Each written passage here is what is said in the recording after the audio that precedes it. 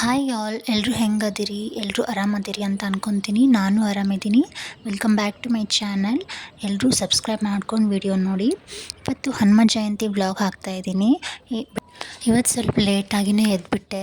ಅಂದರೆ ಇವಾಗ ಬೇಸಿಗೆ ರಜೆ ಇರೋದ್ರಿಂದ ಲೇಟಾಗಿದ್ರೂ ನಡೆಯುತ್ತೆ ಅಂತ ಸ್ವಲ್ಪ ಲೇಟಾಗಿ ಎಚ್ಚರ ಆಗ್ತಿದೆ. ಹಾಗಾಗಿ ಇಲ್ಲೆಲ್ಲ ಲೇಟಾಗೇ ಆಗ್ಬಿಡ್ತು ಇವತ್ತು. ಅಂದರೆ ನಾರ್ಮಲಾಗಿ ಎಲ್ಲ ಕೆಲಸ ಮಾಡಿಕೊಂಡು ಇವಾಗ ರಂಗೋಲಿ ಹಾಕ್ತಿದ್ದೀನಿ. ಅದಾದಮೇಲೆ ಸ್ನಾನ ಮಾಡಿಕೊಂಡು ಪೂಜೆನೂ ಮಾಡಬೇಕು.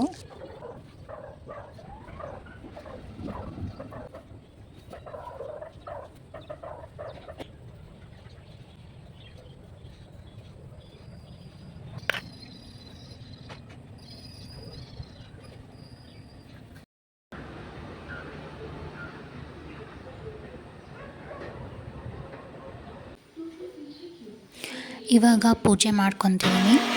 ಹಾಗೆ ಇವತ್ತು ಹುಣ್ಣಿಮೆ ಆದ್ದರಿಂದ ಕಾಯಿನೂ ಹೊಡೆದೆ. ಇವತ್ತು ಹಾಗೆ ನಾವು ದೋಸೆನೂ ಮಾಡ್ಕೊಳ್ಳೋದ್ರಿಂದ ಚಟ್ನಿಗೂ ಕಾಯಿ ಆಗುತ್ತೆ ಅಂತ ಕಾಯಿನೂ ಹೊಡಿತಿದ್ದೀನಿ.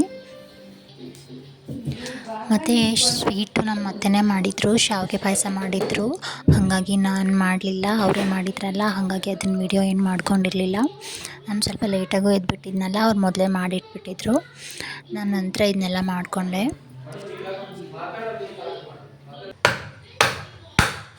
ಇವಾಗ ಕೊಬ್ಬರಿ ಚಟ್ನಿ ಮಾಡ್ಕೊಳ್ಬೇಕು. ಹಾಗಾಗಿ ಕಾಯಿ ಹೊಡೆದಿದ್ನಲ್ಲ ಅದನ್ನೇ ಎಲ್ಲ ಚಿಪ್ಪೆಲ್ಲ ತೆಗೆದು ಕೊಯ್ಕೊತಿದ್ದೀನಿ. ನಾನು ಯಾವಾಗಲೂ ಕೊಬ್ಬರಿನ ಈಳ್ಗೆ ಮಣಲ್ಲೇ ಕೊಯ್ತೀನಿ. ಆದರೆ ಇವತ್ತು ನಮ್ಮ ಅತ್ತೆ ಪಲ್ಯ ಕೊಯ್ತಿದ್ರು, ಹಾಗಾಗಿ ಚಾಕುಲೇ ಕೊಯ್ತಿದ್ದೆ. ಬಟ್ ಚಾಕುಲ್ ಕೊಯ್ಯುವಾಗ ತುಂಬಾ ಹುಷಾರಾಗಿರಬೇಕು. ಕೊಬ್ಬರಿನ ಎಸ್ಪೆಷಲಿ ಅದು ಸಡನ್ನಾಗಿ ಕೈಗೆ ಬಿದ್ದುಬಿಡುತ್ತೆ. ನನಗೆ ಒಂದೆರಡು ಸರಿ ಆಗಿದೆ ಹಾಗೆ. ಮತ್ತು ಯಾರಿಗೆಲ್ಲ ಹಾಗಾಗಿದೆ ಅಂತ ಹೇಳಿ ಕಮೆಂಟ್ ಮಾಡಿ. ನೆಕ್ಸ್ಟು ಪಲ್ಯಗೂ ಇಟ್ಟಿದ್ದೆ, ಆಲೂಗಡ್ಡೆ ಪಲ್ಯಗೆ ಅದನ್ನು ಸಹ ಬಿಡಿಸ್ಕೊಂಡು ತಿಂತೀನಿ. ಮತ್ತು ಬೆಳ್ಳುಳ್ಳಿ ಚಟ್ನಿಗೆ ಅದನ್ನೆಲ್ಲ ಪ್ರಿಪೇರ್ ಮಾಡ್ಕೊತಿದ್ದೀನಿ. ನೆಕ್ಸ್ಟ್ ಇಲ್ಲಿ ಆಲೂಗಡ್ಡೆ ಪಲ್ಯಗೆ ಒಗ್ಗರಣೆಗೆ ಇಟ್ಕೊಂಡಿದ್ದೀನಿ. ಈರುಳ್ಳಿ ಎಲ್ಲ ನಮ್ಮ ಅತ್ತೆನೇ ಹೆಚ್ಚಿಕೊಟ್ಟಿದ್ರು, ಹಾಗಾಗಿ ಸ್ವಲ್ಪ ಈಸಿನೇ ಆಯಿತು. ಅವರು ಯಾವಾಗಲೂ ನಮ್ಮ ಮನೆಯಲ್ಲಿ ನಮ್ಮ ಅತ್ತೆನೇ ಹೆಚ್ಚೋದು ಎಲ್ಲ ಕಾಯಿ ಪಲ್ಯ. ನಾನು ಜಸ್ಟ್ ಪಲ್ಯ ಅದೆಲ್ಲ ಮಾಡಿಬಿಡ್ತೀನಿ, ಮತ್ತು ರೊಟ್ಟಿ ಅದೇನಿದ್ರೆ ನಾನೇ ಮಾಡೋದು. ಹಾಗಾಗಿ ಸ್ವಲ್ಪ ನನಗೆ ತುಂಬಾ ಹೆಲ್ಪ್ ಆಗುತ್ತೆ. ಫಸ್ಟು ಎಣ್ಣೆಗೆ ಸಾಸಿವೆ ಜೀರಿಗೆ ಹಾಕಿ ಸ್ವಲ್ಪ ಕರಿಬೇವನ್ನ ಹಾಕ್ಕೊಂಡಿದ್ದೆ.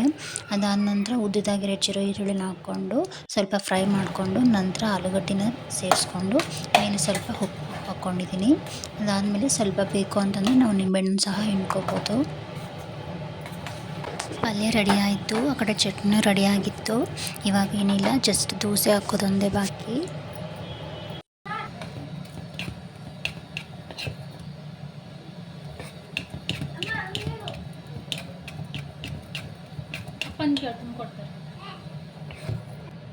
ದೋಸೆ ಹಿಟ್ಟಿಗೆ ಒಂದು ಚಿಟಿಕೆ ಸೋಡಾ ಹಾಗೆ ಸ್ವಲ್ಪ ಉಪ್ಪು ಹಾಕ್ಕೊಂಡು ಚೆನ್ನಾಗಿ ಕಲಿಸ್ಕೊಳ್ಬೇಕು. ಅದಾದಮೇಲೆ ಸ್ವಲ್ಪ ಎಣ್ಣೆ ಹಾಕ್ಕೊಂಡು ದೋಸೆ ಹಾಕ್ಕೊಂಡ್ರೆ ಚೆನ್ನಾಗಿ ಬರುತ್ತೆ. ಅದ್ರ ಮೇಲೆ ಒಂಚೂರು ಕಡಲೆ ಪುಡಿನೂ ಹಾಕ್ಕೊಂಡಿದ್ದೀನಿ. ನಮ್ಮ ಮನೆಯವ್ರಿಗೆ ತುಂಬಾ ಇಷ್ಟ ಈ ರೀತಿ ದೋಸೆ ಹಾಕಿದರೆ. ಮೇಲೆ ಅದಕ್ಕೆ ಅವ್ರಿಗೆ ಯಾವುದಾದ್ರೂ ಒಂದು ಪುಡಿ ಹಾಕಲೇಬೇಕು. ನಾನು ಇವತ್ತಿಲ್ಲಿ ಕಡಲೆ ಪುಡಿ ಹಾಕ್ಕೊಂಡಿದ್ದೀನಿ. ನಮ್ಗೆ ಹೆಣ್ಮಕ್ಳಿಗೆ ಯಾವಾಗಲೂ ನಾವೆಲ್ಲರಿಗೂ ದೋಸೆನ ಹಾಕ್ಕೊಡ್ತೀವಿ ಬಿಸಿ ಬಿಸಿಯಾಗಿ. ನಮ್ಗೆ ಯಾರು ಹಾಕ್ಕೊಡಲ್ವಲ್ಲ ಅಂತ ಅನ್ನಿಸ್ತಿರುತ್ತೆ. ಬಟ್ ನಮ್ಮ ಮನೆಯಲ್ಲಿ ಹಂಗೇನಿಲ್ಲ. ನಮ್ಮ ಮನೆಯವರಾಗಲಿ ಅಥವಾ ನಮ್ಮ ಅತ್ತೆ ಆಗಲಿ ಯಾರಾದರೂ ಒಬ್ರು ಹಾಕ್ಕೊಡ್ತಾರೆ, ನಾನು ಬಿಸಿ ಬಿಸಿಯಾಗಿಯೇ ತಿಂತೀನಿ. ಇವತ್ತಿನ ನಮ್ಮ ದಿನ ಹೀಗಿತ್ತು. ನೀವೆಲ್ಲ ಹೇಗೆ ಆಚರಿಸಿದ್ರಿ ಅಂತ ಕಮೆಂಟ್ ಮಾಡಿ. ಮತ್ತು ನೆಕ್ಸ್ಟ್ ವಿಡಿಯೋದಲ್ಲಿ ಸಿಗ್ತೀನಿ. ಅಲ್ಲಿವರೆಗೂ ಎಲ್ಲರೂ ಟೇಕ್ ಕೇರ್. Thank you.